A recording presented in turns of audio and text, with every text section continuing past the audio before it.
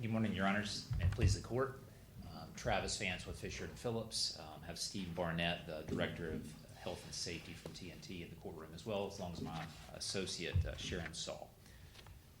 Main issue before the court this morning is should lowering the boom or disconnecting the block from a crane, actions that occur multiple times in the normal operation of a crane with it fully intact in an operation mode and it's sometimes still moving, constitute disassembly as set forth in the regulation at issue 29 CFR 1926-1407. Mr. Vance to Crane, Mr. Vance, Mr. Rigging to Mr. Vance to just set the predicate. I don't see, or I'm not aware of any regulation in CFR that directly addresses pre-disassembly. In other words, here the four men met. They decided upon a plan to disassemble the crane. Part of that plan was lowering it. During the process of lowering the crane and doing some disassembly, they were going to lay it on the bed of a truck and further disassemble. I'm not trying to sneak any words past you, but I don't see any reg cited about pre-disassembly planning or implementation of the disassembly plan. In other words, the only reg, as you say, is the reg 1926.1407. So if this accident is not covered by 1926-1407, there is no reg covering it. Your Honor, that's actually not correct. Okay, straighten me out. Yeah, that would be the normal operations regulation if it is covered, which is just one page over 1408. So what we had here was set up or rigging down. The standards say specifically that assembly disassembly means assembly or disassembly of equipment, which is defined in the regs to include cranes like the mobile crane that was being used in this case. So it's very clear, it's not ambiguous, that disassembly occurs when you start disassembling the equipment. And what we have here, this is probably further along than what I wanted to get to at this point, but OSHA simply cited the wrong standard. It would be 1408 normal operations, not 1407. But it's too late for them to do that now, so they want the Fifth Circuit to go back and say, we're going to try to squeeze in all this pre-stuff, pre-planning setup into 1407 as opposed to 1408. Now, granted, we don't think it matters if it was 1407 or 1408 because the Yates decision out of this circuit would throw out the citations in any event because what Mr. Benson did, the crane operator, was solely his actions. He was operating the crane. Mr. Larison, who was holding the becket at the end of the hoist line, didn't run the hoist line into the power lines. That was Mr. Benson. But Benson blamed Larison as the spotter. Yeah, he may have blamed him for the spotter, but the plan was that he would swing the boom to the right, but instead he went straight down. So you're arguing both grounds that you prevailed on in front of the ALJ, Correct. Mr. Duncan. That's correct. Yes, So Judge legal- Duncan was right so twice. The first time you go up on the regulation, inapplicability or applicability, Yes, Your Honor. and the commission's unanimous in their interpretation, is it correct that the standard review, we have to decide that was arbitrary and you're comfortable with that standard? Yes, Your Honor, because it doesn't follow the law. So let me say, here are the ramifications for what you all have today. If taking the block off and lowering the boom is disassembly, TNT has 600 cranes. They're a very large outfit. They've got 600 to 800 operators, okay? Every time they take the block off, every time they lower the boom, they have to have an assembly and disassembly director at the location. I thought Larison only showed up to disassemble it. I thought the project was over. Well, the project, as far as the antennas on the towers was over, but there's a setup process and a rigging down process Yeah. that you get before you actually disassemble. The standards say, So there's normal operations, then there's what you're calling rigging down, and then there's disassembly that only occurs on the trailer?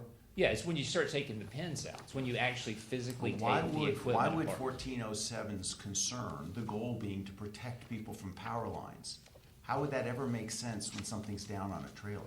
There aren't gonna be power lines down by the Yeah, trailer. that's a good point. So if you look at 1407D, Yeah. which is where we're at, it says no part of a crane shall get into a power line.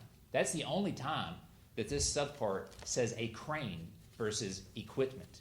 Here's why that's important, is because equipment refers to the actual crane that's being disassembled, as defined in the standard.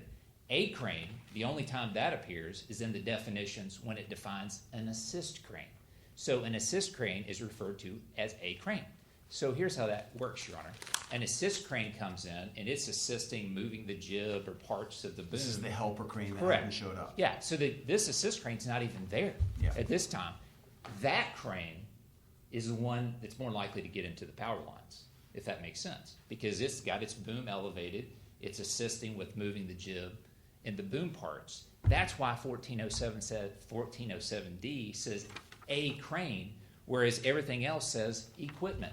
And if you look at 1408, the normal operations power line, it goes back to equipment. Because in 1408, which is normal operations, it's talking about the actual crane that's doing the work on the job. This isn't what's called a tower crane, correct? It's a mobile crane. It's But not the stationary. tower crane's the one with the sections that you jump up and down. Yeah, the tower And crane you would is- agree that that is, when you're taking the sections off, that is a disassembly? Correct. Is it because it's, from a dictionary standpoint, it's taking apart? Yeah, you're literally taking apart parts So of the. lowering is not, but taking apart Well, is. it's two different types of cranes. Yes, I know. So even if you look at Ole Miss, they've got these utility trains on the back of a truck out here. I saw one this morning. OSHA, in its own enforcement directive, says that if you basically fold out and pin one of those cranes, that's not assembly or disassembly, because it's set up. Exactly what happened here. All they were doing is lowering the boom, even though Benson wasn't supposed to be doing that, and they took the block off. That happens a dozen times a day in the field. So what you guys are faced with is, we want to? We're not you guys. I'm sorry about that, Your Honor. We're a Apologize. panel of federal judges. I apologize. It's a colloquial. I apologize for Well, that. leave the colloquials out of here. All right, go ahead. Thank you, Your Honor. And so, Your Honors, this court is charged with, in a situation where something that happens dozens of times a day, if this court finds that that is a disassembly procedure, then TNT and other crane operation companies would have to come in and assign an disassembly coordinator for that task that happens dozens of times a day. I'm not understanding your point. Obviously, you're raising and lowering throughout the day if work is going on. The parade of horribles is always a good argument to be making, but it seems to me it often is overdone. Why is the activity that was going on here that was preparatory, not to other things, but was preparatory to disassembly? Why is it incorrect to look at that as properly covered by regulation? Because the whole activity only has one purpose, as opposed to the rest of the time of the day when the crane is being operated. It has other purposes, so it's not as if every time you're raising and lowering the crane, you gotta roll under 1407. Yes, Your Honor, and I think that the consideration there is that if you.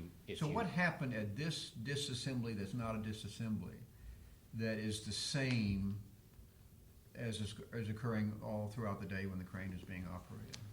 At this particular time, the disassembly would not occur until it was lowered onto the Well, trailer. what I'm asking is, what happened before what you call disassembly that is the standard operation of the crane? Yes, Your Honor, the lowering of the boom and taking off the block. Okay, but this lowering of the boom and taking off the block was for a specific purpose of disassembly. So it's not as if you're not disassembling that 1407 is gonna apply, just because you're lowering the crane. Yeah, as Judge Duncan noted, Your Honor, there's no dispute that they were getting ready to disassemble the Right. crane. And the specific standard here does not apply until you actually physically disassemble the Well, that's the for us to boom or the jet. decide, whether Yes, that's Your the Honor. case or not. And Judge Barksdale, again, I apologize for the colloquialism. For this court, Your Honor, the key consideration is, are we going to change the demarcation line of when it becomes disassembly? Because in the standard, it says disassemble the equipment, and the commission ignored the equipment part and just focused on the assembly versus and/or disassembly, and said it wasn't further defined, but it specifically says disassembly of the equipment, which is defined to be a crane in operation under another part of the standard. I've gone back and looked at your brief because you cited to subpart 1408. The only place you cite to 1408 in your opening brief is because it's cited in a parenthetical within 1407, which is the reg at issue here. So you don't discuss it in your brief. And then in your reply brief, you don't even have it cited. So how in your blue brief are you arguing that 1408, not 1407 specifically should have applied? Yes, Your Honor, because it's a difficult argument to make, because it would be us telling the Secretary and OSHA which standard to cite. And so for purposes of oral argument, just to let Your Honors understand how that you're not just letting crane companies off the hook here, that there's another standard that would address normal operations, which includes the rigging down and the setting up process. Apparently 1408, because the concerns within 1407 not having your boom close to a power line or too close to a power line. So I'm just at a loss as to why in your opening brief you didn't urge, a regular rule of statutory construction. Well, of course, this doesn't apply under 1407. It is covered under 1408, but you don't say that in your brief. You just cite it in a parenthetical, which is part of the reg. Yes, Your Honor, and I understand what you're saying there. I guess our position would be is that we're not asking the government to cite us under any standard, but the argument from a policy standpoint is that this court is not leaving the government without recourse against a company that operates in normal operations, a crane or a boom, into the power line. If we, and you just have very little time, so, Yes, but Your Honor. if we decide that this interpretation of 1407 isn't arbitrary, you would still say your client, TNT, the company, isn't liable because they couldn't have predicted Benson's misbehavior? Yes, Your His Honor. violation of your own safety Yes, Your Honor. rules? There was no predictability that the hoist line or the boom would get into the power lines under any circumstances. It's just a matter of, are we doing disassembly versus doing setup or rigging But the in. logic of our Yates exception requires what elements? Basically, the Yates is the key part of Yates is that the secretary, not the respondent employer, has the burden to show that Benson's actions were foreseeable. And Yates only applies if Benson is the only bad actor, so to speak, and not the entire crew. Our position is that Benson is in control of the crane, of the boom, what the direction is. He's the one that encroached upon the power lines. He's the sole actor, the bad actor, as far as violating a standard or getting into the power lines. And that would not be foreseeable to TNT. And I'll get further into it, I'm sure, on rebuttal. But one of the positions from the commission is that we didn't discipline our operators. There was other than Mr. Benson, obviously, there was no evidence of discipline operators that got into power lines. Well, fortunately, this is not something that happens very much. You don't want booms or hoist lines to get into power lines, and therefore that's why you wouldn't see the discipline. It's such a unique situation. That's why it would not be in there. Thank you again very much, Your Honor. Let me ask you a question, we're past time, because the part I want, the Department of Labor wants to respond to it too. This is not an particularly significant fine that was imposed on TNT, it seems to me. What is the significance of this case that has caused it to be brought to us? As far as the cost, Your Honor? What is the significance of this case that causes it to be brought Sure, to Your us? Honor. The most significant case is just the ramifications for the industry. If this court finds that what TNT was doing at the time of the accident was disassembly, then it changes how TNT and other companies must staff and approach normal operations, because up until this point, what was happening there before they actually started disassembling the physical equipment was normal operations and not under the 1407 assembly disassembly. That's a significant cost to employers, and there's not been any rulemaking process to go through that so that employers can weigh in on that and get prepared for what the cost would be to the company. Thank you, Counsel. Thank you, Your Honor. You have time for a vote.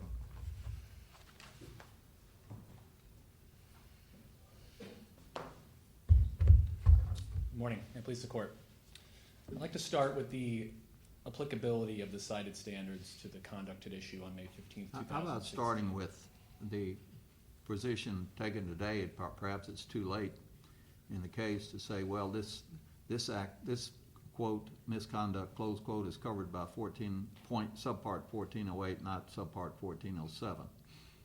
Yes, Your Honor, that is an incorrect understanding of the power line safety rules in OSHA's crane standards. So the power line safety rules are divided up by the phase of work that the employer is in at the given time. So we have these assembly, disassembly section that applies to the assembly phase and the disassembly phase. When you're engaged in these processes to put the crane together so it can be used, or then take it apart so it can be taken from the work site.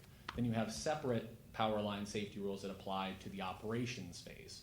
So that's when you have an assembled crane and you're using it for its business purpose. So in this case, they had been using the assembled crane to put antennas on top of communication towers. And then you have a third section that applies to travel of the crane on the work site with no load attached to it. And so that's a third section that has different considerations than operations, even though they both concern a fully assembled crane. So the question then is, which phase of work were they in when these violations occurred? And it's clear from the undisputed facts, many of which have already been recounted here, that they were engaged in a disassembly process when these violations occurred. And we know that because they had finished the operations phase. It's undisputed that they finished using the crane to put antennas on communication towers, and then this four-man crew met for the specific purpose of taking apart the crane and taking it off of the work site. They met and they created their disassembly plan, and then they started executing that plan, removing the attachment from the end of the line, and then trying to lower the boom into position so that it could be physically taken apart. So it's clear from these facts that the work that they were engaged in was a disassembly process, and that means the disassembly standards in 1407 apply to it. So this phase-based scheme is something that TNT has essentially ignored throughout this case.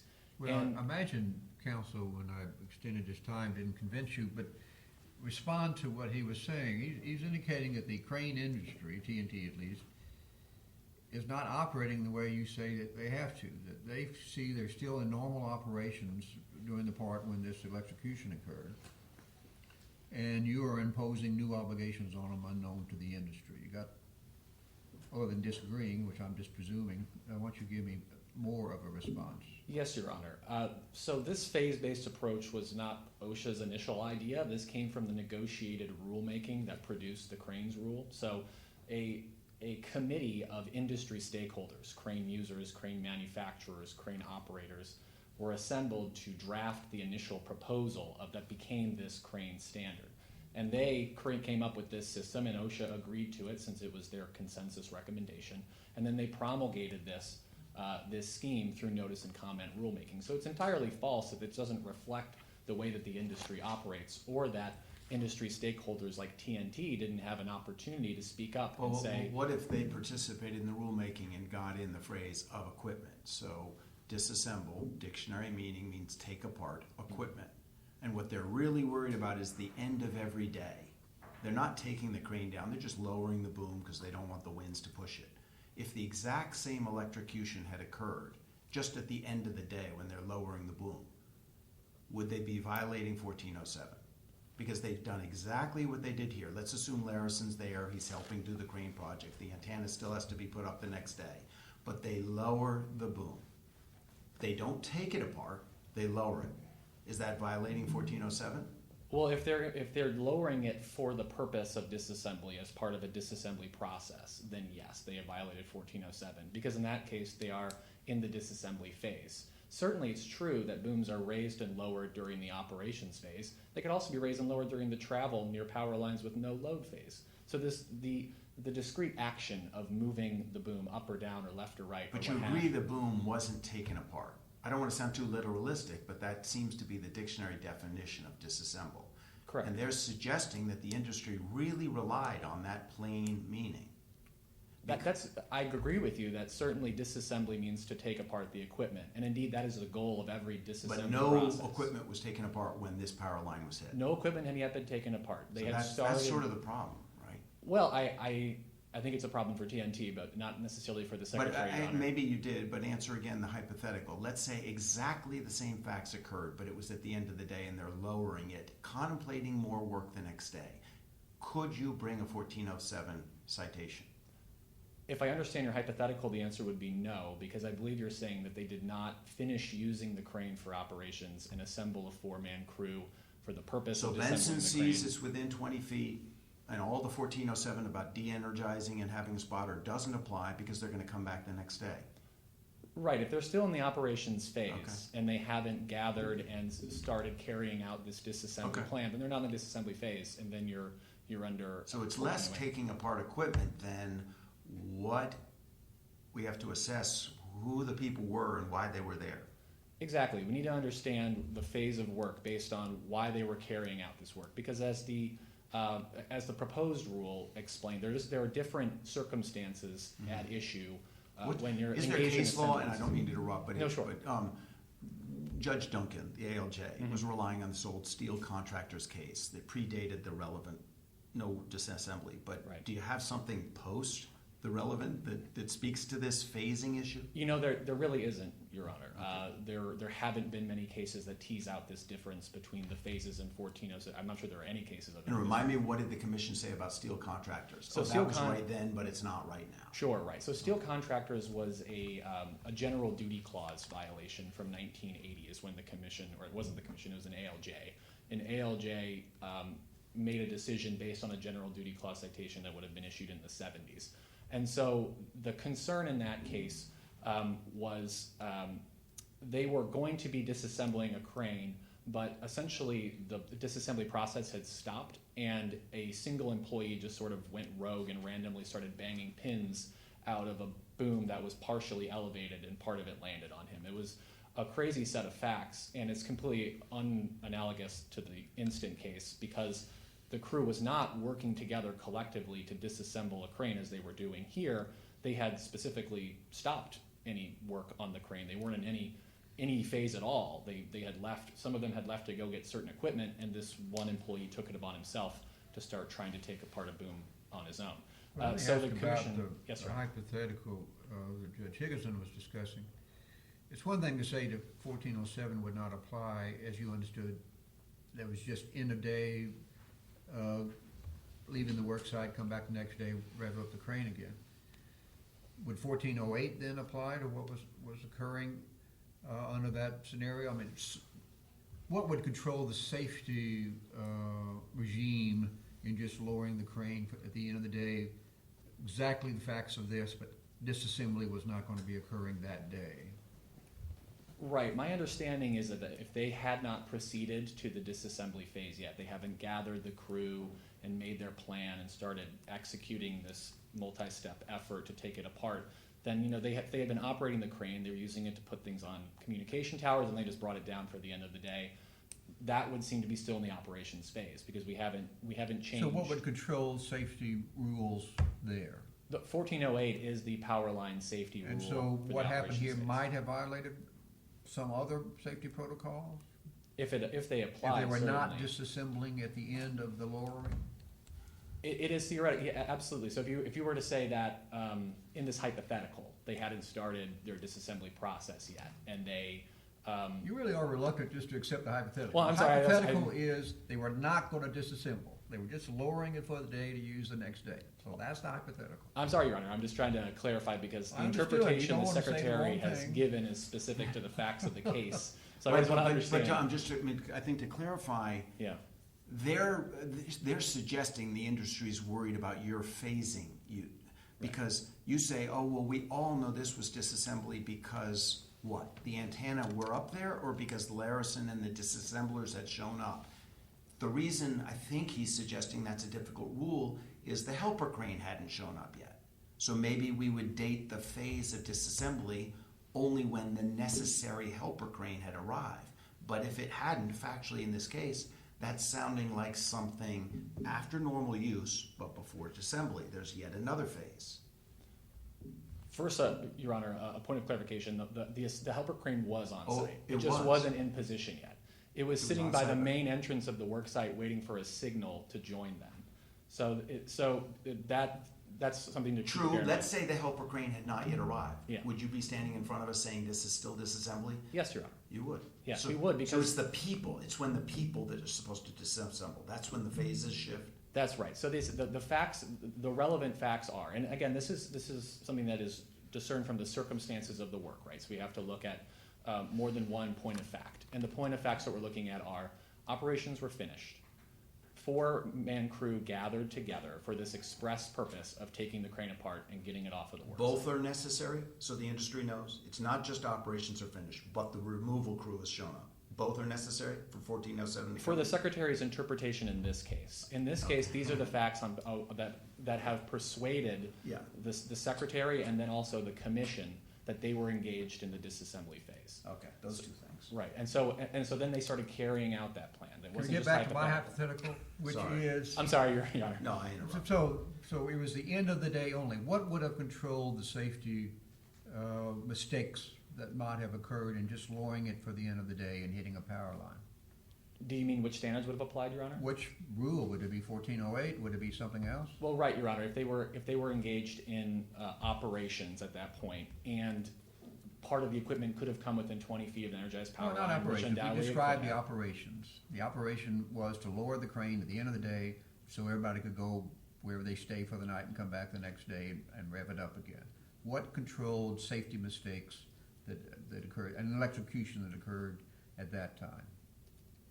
If an electrocution occurred during that lowering. Yeah, if the crane had hit the line in the same way that it hit it this time. Right, What so- would have governed your decision-making, or the OSHA's decision-making, on whether any violation occurred? Right, so that, Your Honor, to answer your question, it would be 1408. So that would be the operations section would apply to that work, to that phase of work, the operations phase. And then there are similar but substantively different requirements in 1408 compared to 1407 that they would. But you don't have spotters out there necessarily, you don't have the variety of things that happen under 1407.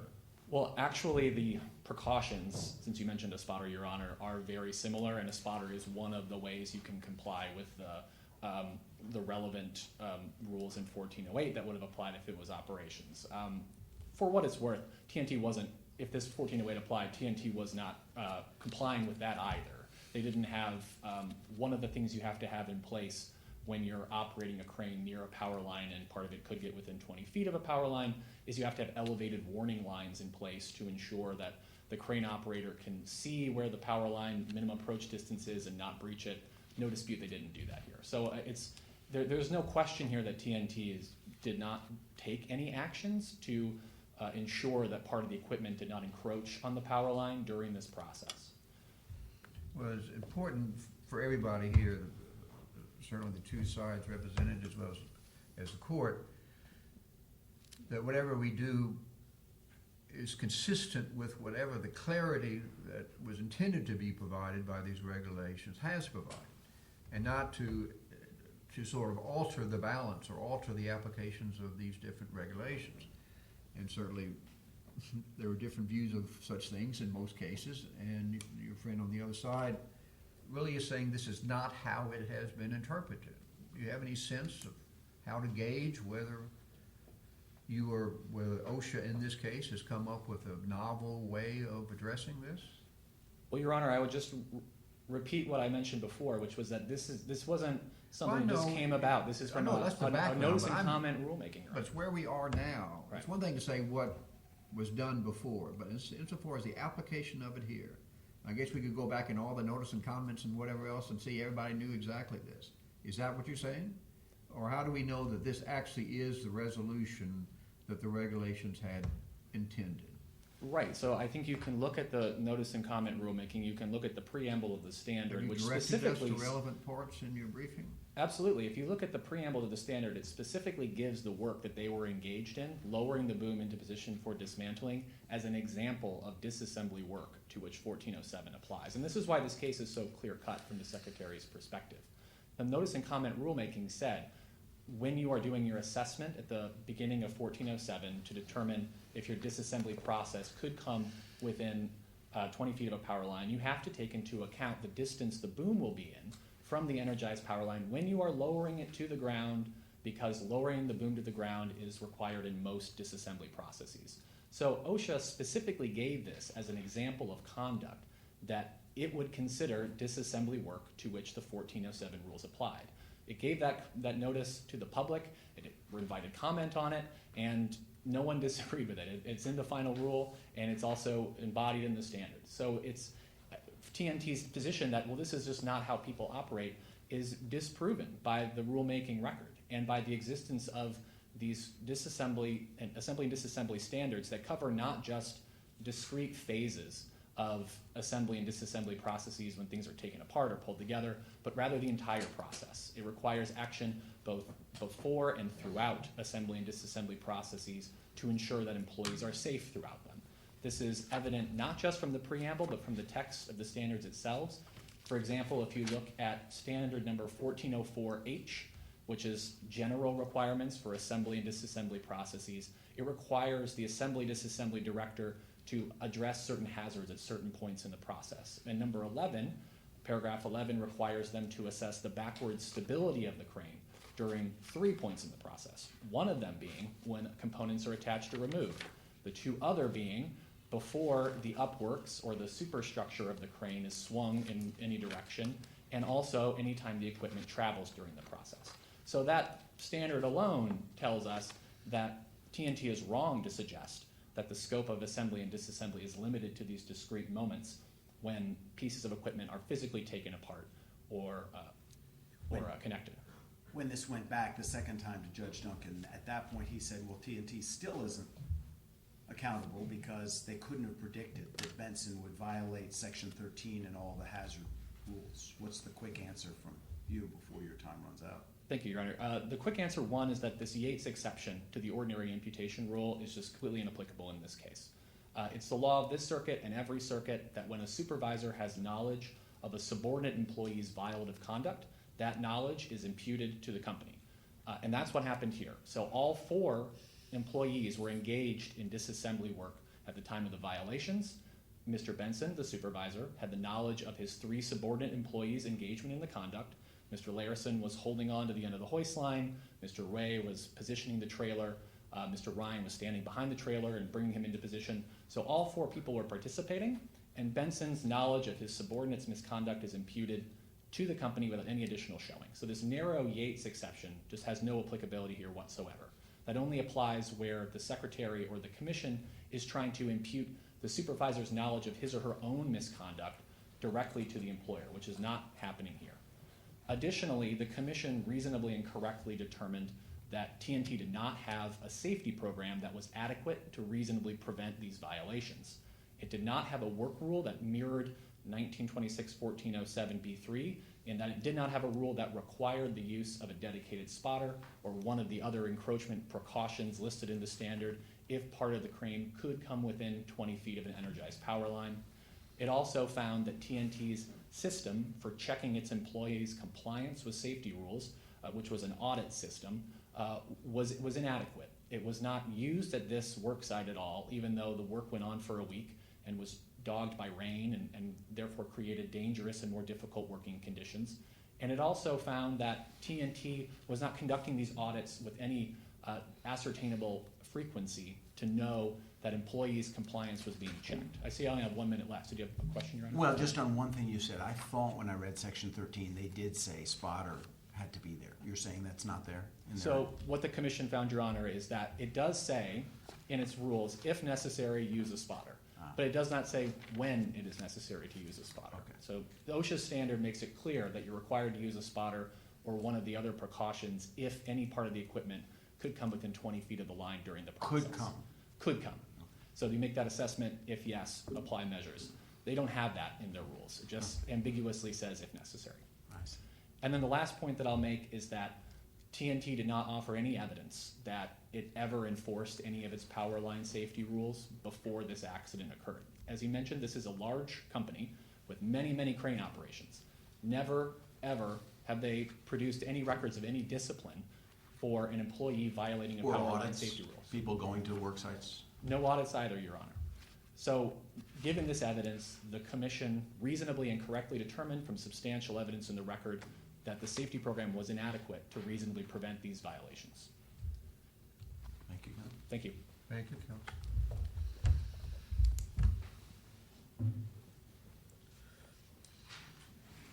Your Honors, may it please the court, just one point of clarification there. With respect to the audits, the courts, my understanding, found that there was no audit of this Georgetown location where the accident occurred, but there was evidence of audits of other locations.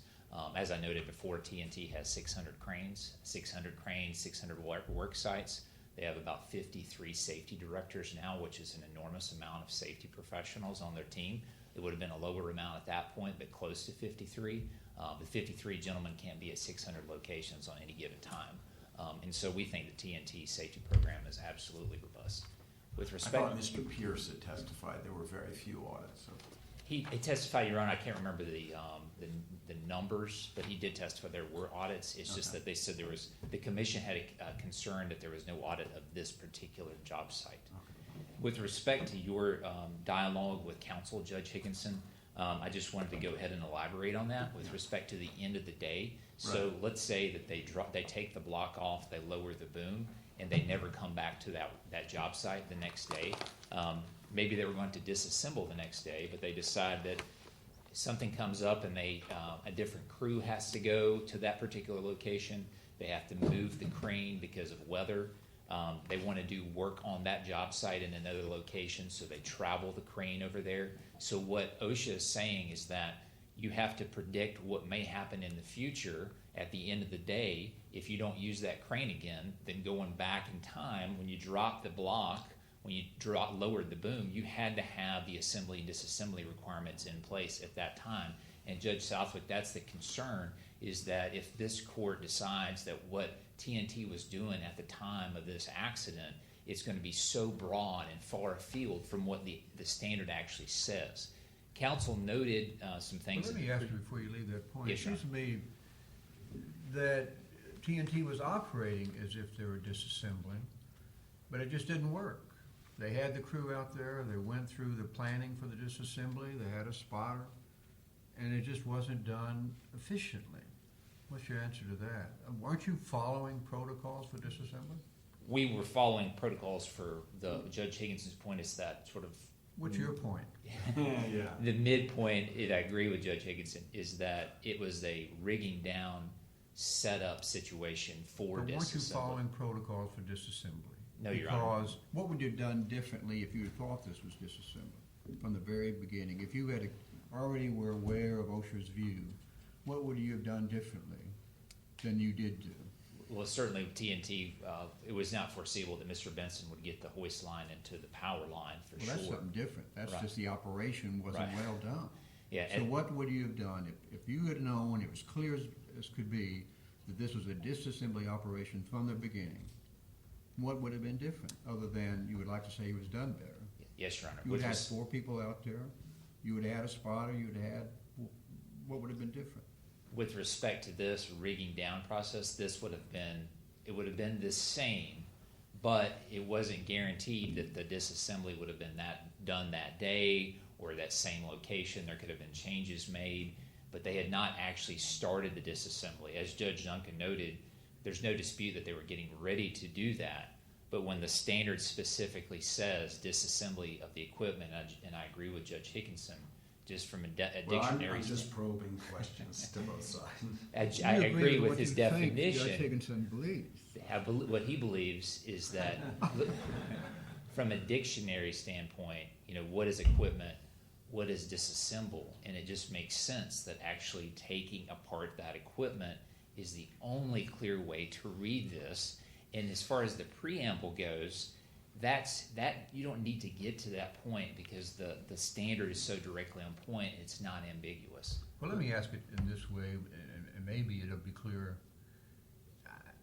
Respond to any argument, any suggestion, not mine, that somebody might suggest, that you are going through the disassembly process, it failed, and now you're trying to say the disassembly rules don't even apply anyway.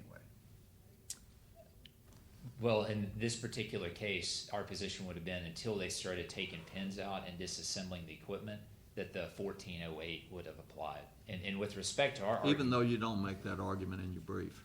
well, Your Honor, our position on that is that we have always argued from the trial in 2017 that the standard did not apply. And it was the Secretary's burden to meet the element of did this standard apply to the facts. Well, again, it's as old as dirt. When you're trying to point out that one section in a statute doesn't cover something, you say it's obvious this doesn't cover it because the other section covers it. But I want to just make sure we've got our facts here. The 4 men met together, they made a plan. Once they made the plan, they started lowering the boom. Yes, Your Honor. So they were within the phase of disassembling because they were carrying out the plan to disassemble. They were carrying out a plan called disassembly, but under the standard, it would still not be a disassemble. And the plan actually, Your Honor, was unfortunately that was Mr. Benson would swing the boom to the right 90 degrees, and unforeseeably, he dropped the boom straight down, and the hoist line made contact with the power lines. That's why even if OSHA says it's a plan of 4 people, they're working together, the same plan, Mr. Benson was the one that dropped the boom into the power lines. So that was the concern. It was isolated and unforeseeable. Time went by very fast. Thank you very much, Your Honors. I appreciate your time. Thank you. Well, we'll try to let all of you know how we really feel as soon as we can. Thank you. Hear the rest?